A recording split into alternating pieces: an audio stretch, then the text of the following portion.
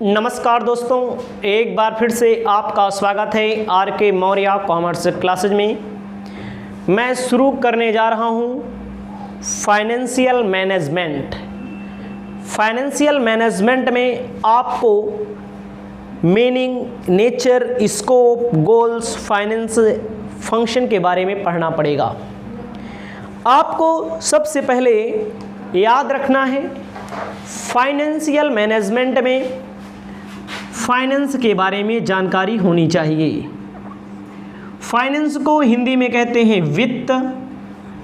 वित्त का मतलब मैंने शुरुआत में बताया है।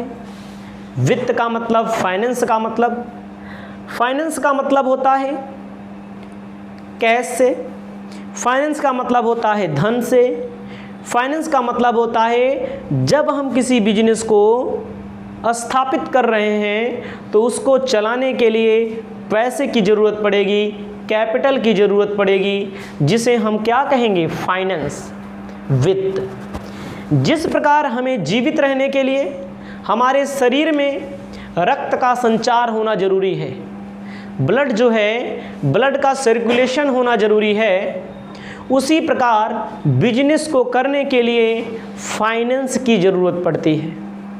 बिना फाइनेंस के, बिना वित्त के, बिना धन के, बिना रुपए पैसे के कोई भी बिजनेस चल ही नहीं सकता। आप उसके चलने के बारे में कल्पना ही नहीं कर सकते। ठीक है, तो आपको ध्यान देना है, जिस प्रकार आप पेपर में पूछेगा, जिस प्रकार हमारे शरीर को चलने के लिए, दौड़ने के लिए, रनिंग करने के लिए खून की ज़रूरत पड़ती है, ब्लड की ज़रूरत पड़ती है, उसी प्रकार बिजनेस को चलाने के लिए कैश का सर्कुलेशन होना ज़रूरी है, धन का, फाइनेंस का सर्कुलेशन होना ज़रूरी है। तो आपको फाइनेंस में फाइनेंशियल मैनेजमेंट आपको पढ़ना है, तो आपका याद रखना है फाइनेंस। फाइनेंस का मतलब मैंने आपको बताया है, फाइनेंस का मतलब होता है जो प्रॉफिट कमाने के लिए संगठन बनाए गए हैं, ऑर्गेनाइजेशन बनाए गए हैं, समझ रहे हैं। जो फाइनेंस का मतलब क्या है, जो कोई बिजनेस हो, चाहे इंडिविजुअल बिजनेस हो, चाहे कोई फर्म हो यानी कि पार्टनरशिप फर्म हो, चाहे कोई इंडिविजुअल फर्म हो, चाहे कोई पार्टनरशिप फर्म हो, और चाहे कोई कंपनी हो, वो बिना फाइनेंस के चल ही नहीं सकती। फाइनेंस का मतलब रुपया व धन, बस इतना समझना है। मैनेजमेंट का मतलब क्या होता है, मैनेजमेंट का मतलब हिंदी में कहते हैं प्रबंध का मतलब क्या होता है। जो बिजनेस में रुपए का यानी कि फाइनेंस का आना और जाना है, मान लीजिए थोड़ी देर के लिए आपको हम 100 रुपया दे दें या आपको 1 लाख रुपया दे दिया जाए, आप उसको किस तरह से कहाँ कहाँ खर्च करेंगे, सर्वोत्तम ढंग से कहाँ कहाँ खर्च करेंगे, तो इसे क्या कहा जाएगा, प्रबंध। देखिए, प्रबंध का मतलब मैनेजमेंट, इंग्लिश में कहते हैं मैनेजमेंट, और मैनेजमेंट का मतलब होता है जो आपके पास वित्त है, जो आपके पास धन है, उसे आप कहाँ कहाँ पर कितनी कितनी मात्रा में खर्च करेंगे, जिसे हम क्या कहते हैं, मैनेजमेंट कहते हैं। मैनेजमेंट में क्या होता है, किसी कार्य को सर्वोत्तम ढंग से करना। आपको ऑर्गेनाइजेशन मैनेजमेंट भी पढ़ना होता है, बिजनेस ऑर्गेनाइजेशन मैनेजमेंट पढ़ना पड़ता है, बिजनेस मैनेजमेंट पढ़ना पड़ता है, ह्यूमन रिसोर्स मैनेजमेंट पढ़ना पड़ता है। उन सब में क्या बताया गया रहता है, किसी कार्य को सर्वोत्तम ढंग से करना, कुशल तरीके से करना, नंबर 1 तरीके से करना, मैनेजमेंट कहलाता है। तो यहाँ पर किसका मैनेजमेंट करना है, जो आपके पास कैश आया है, जो आपके पास वित्त आया है, जो आपके पास रुपया पैसा है, उसको आप अच्छे ढंग से कहाँ पर खर्च करेंगे, कैसे कैसे खर्च करेंगे, जिसे हम फाइनेंस के नाम से जानते हैं, फाइनेंशियल मैनेजमेंट के नाम से जानते हैं। आपको इतना याद रखना है। इसके बाद आपको क्या करना है, इसके बाद आपको आना है परिभाषा पर। डिफिनेशन पर डिफिनेशन बहुत सारी दी गई हैं। हमारे पास बुक्स हैं, आपके पास भी बुक्स होगी। डिफिनेशन में दिया गया है, आपके सामने है डिफिनेशन। कई लेखकों ने परिभाषा दी है, हिंदी और इंग्लिश दोनों में। वियरमैन एवं स्मिथ ने कहा है, वित्तीय प्रबंध पूंजी के स्रोतों का निर्धारण करने, उसके अनुकूल उपयोग करने का मार्ग ढूंढने वाली प्रविधि है। याद रखना भाई, रोहित पटेल जी याद रखना, आपको ध्यान देना है क्या, वित्तीय प्रबंध मतलब फाइनेंशियल मैनेजमेंट, पूंजी मतलब कैपिटल, कहाँ कहाँ से आएगी और कहाँ कहाँ पर खर्च किया जाएगा, इसी के निर्धारण करने की अपनी एक तकनीक होती है।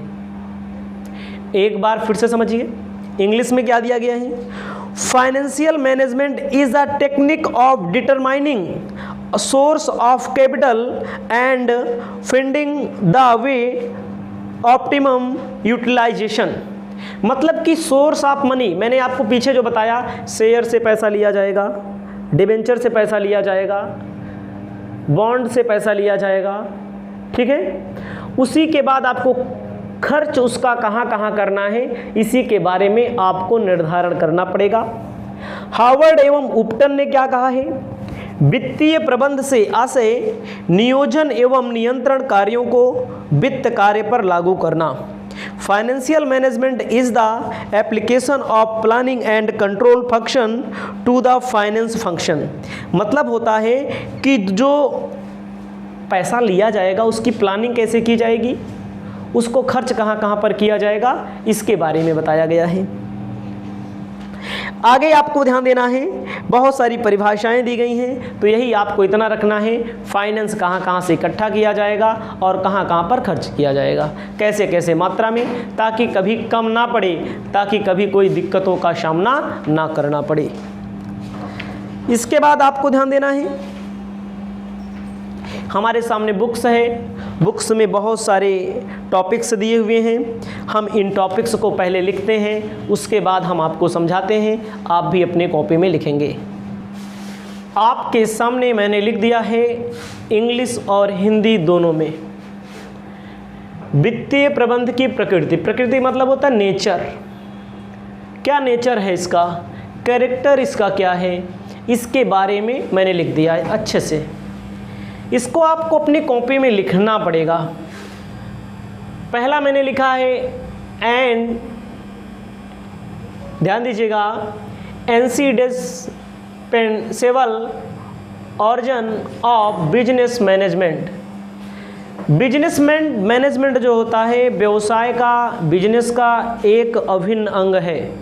अभिन्न अंग का मतलब क्या है, बिना इसके, बिना मैनेजमेंट किए हुए, जैसे आपके पास बिजनेस में पैसा आया, बिजनेस में फंड्स आया, फंड को बिना मैनेजमेंट के थोड़ी ना खर्च कर देंगे। पहले अनुमान लगाया जाएगा कहाँ पर खर्च किया जाए, कितनी मात्रा में खर्च किया जाए, बिना अनुमान लगाए आप खर्च नहीं करेंगे।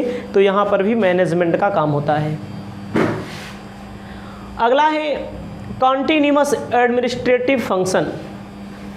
बिजनेस में बहुत सारे डिपार्टमेंट होते हैं, कंपनी में बहुत सारे डिपार्टमेंट होते हैं, जिसमें आपको एडमिनिस्ट्रेशन करना है, प्रशासन लागत करनी है, प्रशासनिक स्तर पर समझौता करना होता है। तो एक सतत प्रक्रिया है, हमेशा चलती रहती है, एडमिनिस्ट्रेशन आगे पीछे चलता रहता है। अगला है एनालिटिकल एंड वेंडर फॉर्म। मतलब होता है, एनालिटिकल का मतलब होता है एनालिसिस किया जाता है एक एक वित्त के पहलू पर। शेयर से कितना पैसा आया, कितना खर्च किया गया, कितना बचा है, डिबेंचर से कितना आया, बॉन्ड से कितना आया, इंस्टीट्यूट से लोन कितना लिया गया, ये सब सारी चीज़ें होती हैं। उसके बाद मेजर ऑफ परफॉर्मेंस, जो बिजनेस है आपका, जो आपकी कंपनी है, वो कितना परफॉर्म कर रही है, कितना आगे बढ़ने का काम कर रही है, कितना पीछे जाने का काम कर रही है, इसकी जानकारी भी आपको उपलब्ध होती है फाइनेंशियल मैनेजमेंट से। जो फाइनेंशियल स्टेटमेंट बनेगा, तमाम चीज़ें आपको मिलेंगी इसमें थ्योरी के अलावा न्यूमेरिकल पढ़ने के लिए, तो वहाँ पर आप अच्छे से समझ पाएंगे। अगला है कंट्रोल सेंट्रलाइज्ड नेचर। इसमें सेंटर किया जाता है, सेंट्रल। आपको ध्यान देना है, सेंट्रलाइज प्रवृत्ति क्या होती है? सेंट्रलाइज नेचर मतलब कि जहाँ पर इसका सेंटर होता है, जहाँ से संभावनाएं होती हैं, जहाँ से किसी भी दिक्कत का सामना करना पड़ता है, वो सब आपको इसमें मिलेगा। इसमें आगे जब आप न्यूमेरिकल पढ़ेंगे, आगे कैपिटल बजटिंग है, कैपिटल स्ट्रक्चर चैप्टर है, कॉस्ट ऑफ कैपिटल चैप्टर है, बहुत सारे चैप्टर हैं, तो वहाँ पर आपको अच्छे से समझ में आएगा। अगला क्या आ गया? Business coordination. जो बिजनेस है, बिजनेस में कोऑर्डिनेशन कैसे किया जाता है, समन्वय, बहुत सारे लोगों को मिला करके काम कैसे कराया जाता है, कैसे वर्क कराए जाते हैं, इसको भी आपको, ठीक है, ये होता है इसमें। हेल्पफुल डिसीजन, कोई भी मैनेजमेंट होता है, उसको कोई डिसीजन लेना है, कोई शेयर से रिलेटेड, डिवेंचर से रिलेटेड, प्रोडक्ट से रिलेटेड, वो फाइनेंशियल मैनेजमेंट या फाइनेंशियल स्टेटमेंट की सहायता से, बिजनेस फाइनेंस की सहायता से ही निर्णय ले सकता है। तो ये मैंने 1 2 3 4 5 6 7 मैंने आपको बता दिए हैं, इसको याद रखना। इसी के बारे में थोड़ा थोड़ा बना करके अपने मन से आपको, हिंदी में है तो हिंदी में लिखना पड़ेगा, इंग्लिश में है तो इंग्लिश में लिखना पड़ेगा, ठीक है। अगला है इम्पॉर्टेंस ऑफ फाइनेंशियल मैनेजमेंट। मेरे भाई फाइनेंशियल मैनेजमेंट इम्पॉर्टेंट क्यों है, किसके लिए है, महत्व इसका क्या है? मैंने लिखा है वित्तीय प्रबंध का महत्व। इम्पॉर्टेंस ऑफ मैनेजर, देखो जो बिजनेस में मैनेजर होते हैं, बिना फाइनेंशियल स्टेटमेंट रखे, बिना बिजनेस फाइनेंस पढ़े, फाइनेंस में क्या पढ़ाया जाता है, जो लोग MBA करते हैं वो कौन बनते हैं, अधिकतर जगह मैनेजर बनाए जाते हैं। जब उनको मैनेजर बनाया जाता है तो उनके लिए ज़रूरी होता है कि फाइनेंस के बारे में उनको जानकारी रहती है। उनके लिए ज़रूरी होता है कि जो बिजनेस है उसमें जनता द्वारा बहुत सारा पैसा लगा होता है। आप समझिए, जैसे कोई कंपनी है, कंपनी मैनेजर की थोड़ी ना होती है। बैंक में पैसा आप क्या बोलते हैं, बैंक में आपको मैनेजर बना दिया गया तो आपका पैसा थोड़ी ना लगा है, मैनेजर का पैसा नहीं लगा है, पैसा लगा है पब्लिक का। पब्लिक का मतलब होता है जो पब्लिक ने जमा किया है, जो पब्लिक पैसा निकाल रही है, जो FD है, जो इंटरेस्ट मिलना चाहिए, कहीं से ट्रांसफ़र होकर पैसा आया है, उसकी समस्या का समाधान करना पड़ता है। तो बिना स्टेटमेंट के कैसे समस्या का समाधान करेगा बैंक वाला? यही बैंक वाले में नियम लगता है, यही कंपनी वाले में नियम लगता है, यही कानून वाले में नियम, कुल यही नियम लगता है, अलग से कोई नियम नहीं है, ठीक है। आगे है इम्पोर्टेंस ऑफ शेयर होल्डर। अगर कोई भी व्यक्ति कहीं पर शेयर परचेज करता है, डिबेंचर परचेज करता है, मान लीजिए आपने हमारी कंपनी में, हमने आपकी कंपनी में, हमने टाटा कंपनी में, जियो कंपनी में शेयर लगाया है, पैसा लगाया है, तो हम उसको ताकते रहते हैं, झांकते रहते हैं, पता करते रहते हैं कब बढ़ रहा है, कब घट रहा है ना। तो जब तक फाइनेंशियल स्टेटमेंट नहीं रहेगा तो तब तक हम अपने शेयर होल्डर को क्या बताएंगे? भाई शेयर होल्डर चाहता है हमारी कंपनी आगे जाए, आप शेयर मार्केट में पैसा लगाएंगे तो आपका क्या है, आप चाहते हैं कि हमारी कंपनी आगे जाए, तो आप क्या करेंगे? तो उसके लिए मैनेजर जो होता है, उसके लिए जो मैनेजमेंट होता है, अपने शेयर होल्डर को फाइनेंशियल मैनेजमेंट से बताता है, मतलब शेयर होल्डर के लिए भी इम्पोर्टेंस होता है। अगला होता है इम्पोर्टेंस ऑफ इन्वेस्टर। बहुत सारे लोग इन्वेस्टमेंट करते हैं। इन्वेस्टमेंट करने का मतलब होता है कि अपने लोगों को इसमें पैसा FD कर देते हैं, इक्विटी फंड कर देते हैं, तमाम शेयर होता है, डिबेंचर इसमें भी है। तो वो लोग इन्वेस्टर जो होते हैं, जो इन्वेस्टर का मतलब जैसे जो लोग पैसा लगाते हैं कंपनी में, उनके लिए भी ज़रूरी होता है फाइनेंशियल मैनेजमेंट के बारे में जानकारी होना। अगला है importance of financial institution. Financial institution मतलब होता है जो वित्त उपलब्ध कराती हैं।